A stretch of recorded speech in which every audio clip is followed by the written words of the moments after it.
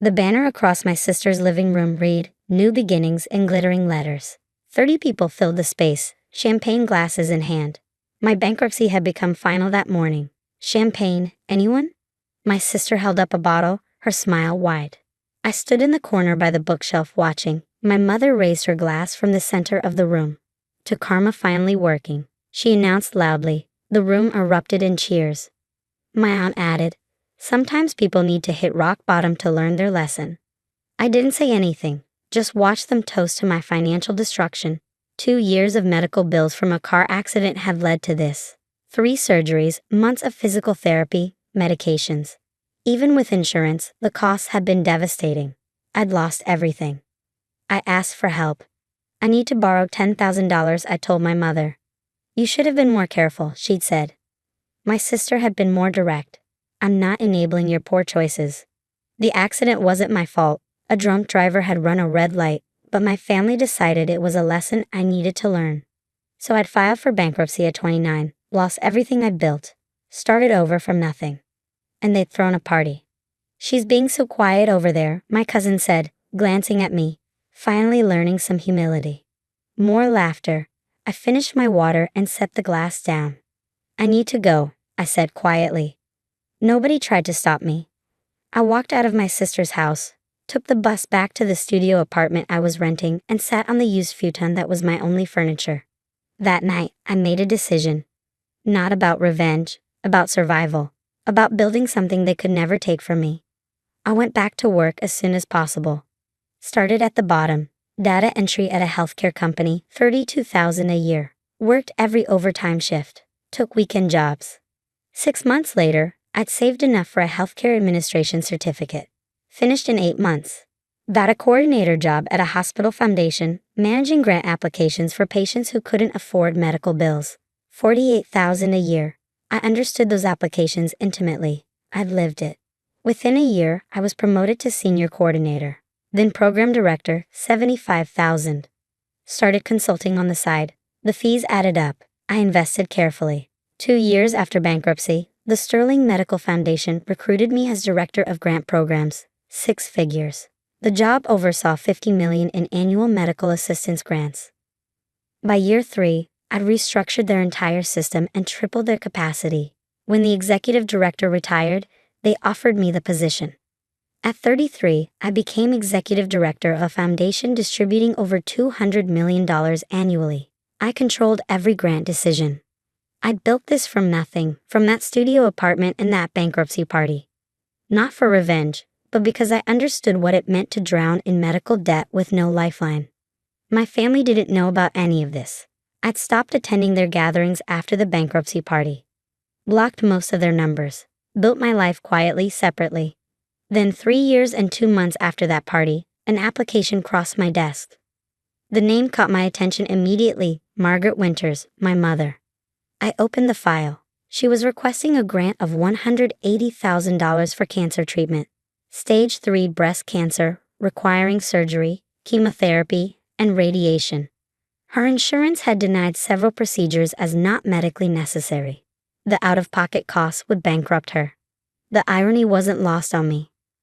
I read through the supporting documents, letters from her oncologist, hospital billing statements, a financial disclosure showing she had $12,000 in savings and a mortgage she could barely afford. Her application was strong. Under normal circumstances, she'd qualify for the full grant amount. We helped hundreds of patients in similar situations. I set it aside and continued reviewing other applications. 2 days later, another familiar name appeared, Jennifer Winters.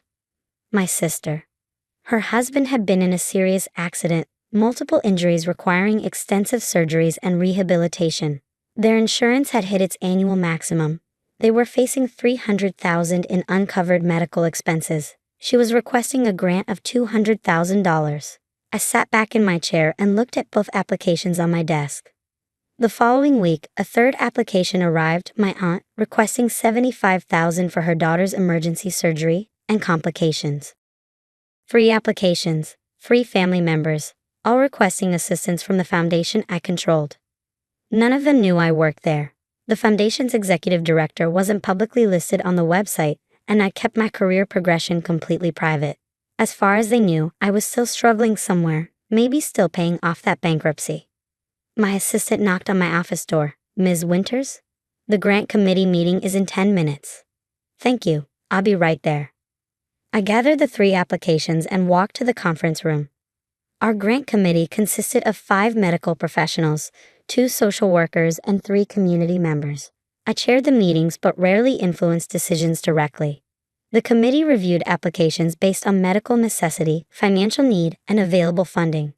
We went through 15 applications that afternoon. All 3 of my family members' requests were on the agenda.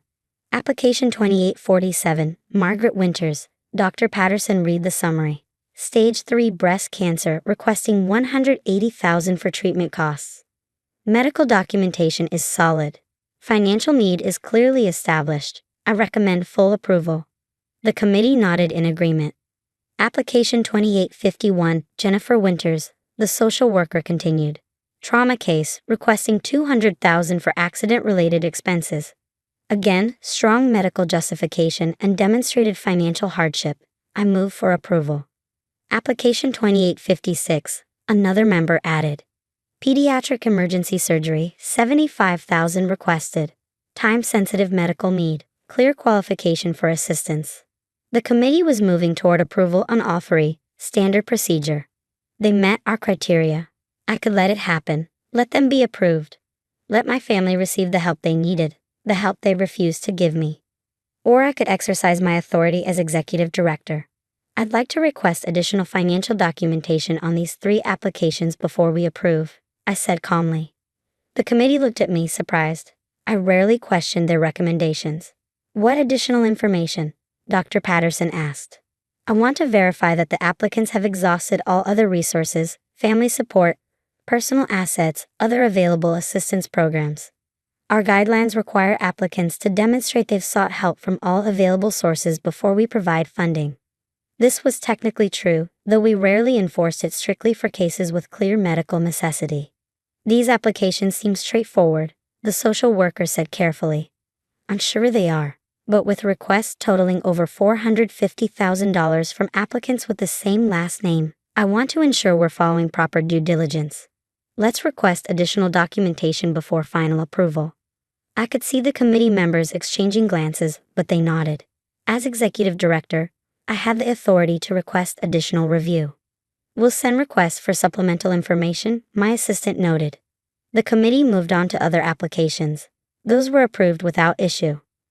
Over the next week, my family members were contacted by our grants office. They needed to provide evidence that they'd sought assistance from family members, document any available assets that could be liquidated, and demonstrate that no other funding sources were available.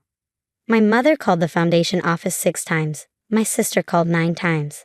They were transferred to various staff members, explained the process repeatedly, and grew increasingly frustrated. None of their calls reached me directly. The supplemental documentation began arriving. My mother disclosed that she had 2 adult children but claimed they were estranged and unable to provide assistance. My sister provided similar documentation. I reviewed the files carefully. Then I picked up my phone and called my mother's number, the one I'd blocked 3 years ago. I unblocked it first. She answered on the first ring. "Hello. This is the Sterling Medical Foundation calling about your grant application," I said. My voice was steady, professional. "Oh, thank God. I've been trying to reach someone for weeks. My treatment is scheduled to start next month, and I need to know about the funding. I'm calling because we need clarification on your application. You indicated that you have no family support available." "That's correct. I'm essentially alone in this. Our records show you have 2 adult children. Have you asked them for assistance?" She paused. "My children and I are estranged. They wouldn't help." "Have you actually asked them?" "There's no point. They've made their position clear." "Ms. Winters, our foundation requires applicants to demonstrate they've exhausted all family resources before we provide funding. Without documentation that you formally requested help from your children, we cannot process your application." "But I'm telling you, they won't help." "Then you should have no trouble getting that in writing. Contact both children, request assistance, document their refusal, submit that documentation to us, and we can continue processing your application." "This is ridiculous. I'm dying, and you're asking me to beg my children for money?" We're asking you to follow our application requirements, the same requirements every applicant must meet. I hung up. My sister received a similar call from one of our program officers. Same message: document your request for family assistance before we can proceed. 2 days later, my phone started ringing, my personal cell, not the office line. Numbers I didn't recognize at first, then realized they belonged to my family. I didn't answer. They left voicemails, my mother crying and begging, my sister angry and demanding, my aunt confused and asking what was happening. The foundation says I have to ask you for help. My mother's message said, please, I know we haven't talked in years, but I'm sick. I'm really sick. The treatment costs are impossible. If you could help, even a little bit, please call me back. My sister's message was more direct. The Grant Foundation is being completely unreasonable. They won't approve our application unless we can prove we asked family for help.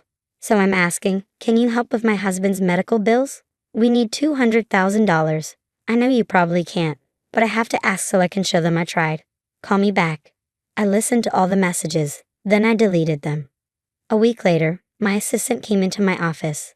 The Winters applications are creating some issues. The applicants keep calling, saying they can't reach their family members to get the required documentation. They're asking for exceptions to the policy. No exceptions, I said. Policy applies to everyone equally. One of them asked to speak with you directly, Margaret Winters. She says it's urgent. Transfer her to my line. A moment later, my phone rang. I answered. This is Director Winters. Director? I've been trying to reach someone in charge for weeks. My name is Margaret Winters, and I'm applying for a medical grant. Your staff is requiring documentation that's impossible for me to obtain. What documentation is that? They want me to prove I asked my daughter for financial help. But my daughter and I don't speak. We haven't spoken in 3 years. Why not? That's personal. Family issues. It's complicated. Then uncomplicate it. Pick up the phone and call her. You don't understand, she won't help. She's probably still struggling herself after her bankruptcy. Her bankruptcy? She made some poor financial choices a few years ago. Ended up in bankruptcy. She doesn't have money to help anyone. I see. And did you help her during that bankruptcy? Silence on the other end. Ms. Winters? That was different. She needed to learn responsibility. And now you need to learn humility. Contact your daughter, request her assistance. If she refuses, document it. Otherwise, your application will be denied. Please, I'm begging you. I'm dying. I can't wait months while you enforce bureaucratic nonsense. You have 2 weeks to provide the documentation. After that, your application will be closed. I hung up. That evening, my personal phone rang again, my mother's number. I answered this time. Hello, Mom. She gasped. You answered. You called. I need help. I'm sick, cancer. The bills are over $100,000 and my insurance won't cover it. I applied for a grant, but they're making me jump through impossible hoops. I know we haven't talked in years, but I'm desperate. Can you help? Even a little bit? No. Please, I'm your mother. You threw a party when I filed for bankruptcy. You told me I needed to learn responsibility. Now I'm telling you the same thing. Learn to handle your own problems. That was years ago. I was wrong. I'm sorry. You're sorry now that you need something, just like you needed something from that foundation. But they have rules, just like I had needs when I was drowning in medical debt. Funny how that works. The foundation said I have to get your refusal in writing. They said, wait, who did you say you were? I smiled, though she couldn't see it. I didn't say, but since you're asking, I'm the executive director of the Sterling Medical Foundation, the person who makes final decisions on every grant application that crosses my desk, including yours. The silence stretched for almost 30 seconds. You. Her voice was barely a whisper. Me, the daughter who filed for bankruptcy 3 years ago, the one you celebrated hitting rock bottom. The one who built herself back up from nothing. The one who now controls the exact help you're begging for. Please, please don't do this. I'll die without treatment. Then maybe you should have thought about karma when you were toasting champagne at my bankruptcy party. Because apparently it does work, just not the way you thought. I ended the call. The next morning, I received formal written requests from all 3 family members begging for financial assistance, signed, documented, properly formatted. I attached them to their grant applications and sent everything to the committee with my recommendation. Denied due to documented family support resources that applicants refused to utilize despite the ability to assist. The committee approved my recommendation. I sent the denial letters myself. Sometimes people need to hit rock bottom to learn their lesson. They were right about that. They just never imagined I'd be the one teaching it.